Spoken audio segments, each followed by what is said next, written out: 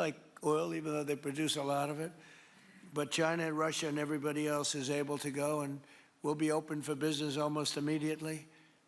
I have a feeling the $100 million will be spent $100 billion will be spent very, very rapidly by these very big, powerful, and rich companies, and I think they're going to be able to rebuild the infrastructure. And I hope it's going to be brand new as opposed to a rehab, because I know the tremendous difference between the new and the not so new in your industry. The new is much more beautiful, much better in every way, and actually much smaller. It's like everything else, gets smaller and stronger. It's a combination of smaller, better, and stronger. So I hope you're going to build all brand new stuff, rip out the old crap that's been there for so many years, and do it the right way. You're going to be there a long time. If we make a deal, you're going to be there a long time. If we don't make a deal, you won't be there at all. It's, you know, sort of interesting. But again, China and Russia would have been there if we didn't do this.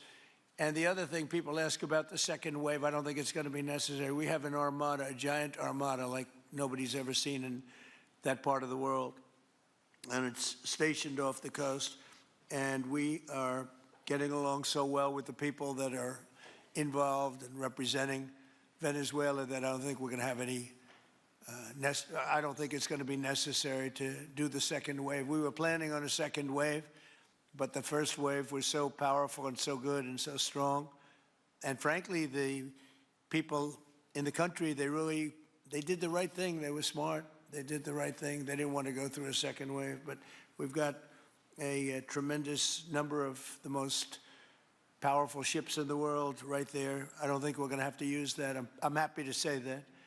I don't think we're going to have to use that at all. If I could ask Chevron, you did a great job. I want to thank you. And ExxonMobil, if you would say a few words, and then followed by KICO, great companies, massive companies, great companies. Exxon, please.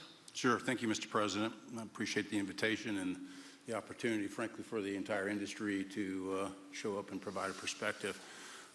Frankly, we've been kind of unresponsive to the press regarding Venezuela. I guess today's the opportunity to address the press directly with respect to a number of questions that have been asked of ExxonMobil.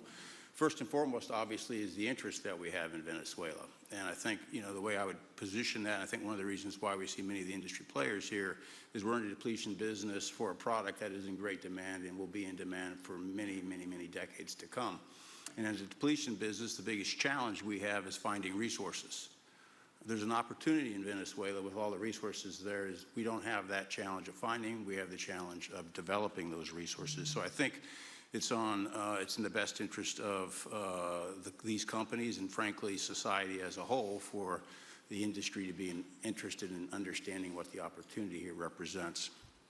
I'll just share a philosophy that ExxonMobil has when we enter countries, because we do business all around the world in a number of different regimes. We take a very long-term perspective. The investments that we make span decades and decades, so we do not go into any opportunity with a short-term mindset. And there's a value proposition that we have to meet.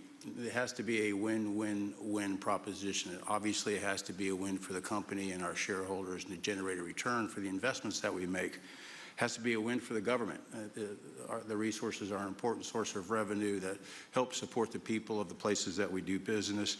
And it has to be a win for the people. We have to be wanted there and to be a good neighbor. And those three things ensure a stable, long-term platform for the large investments that we make for the long term. With respect to Venezuela in particular, we have a very long history in Venezuela. In fact, we first got into Venezuela back in the 1940s. We've had our assets seized there.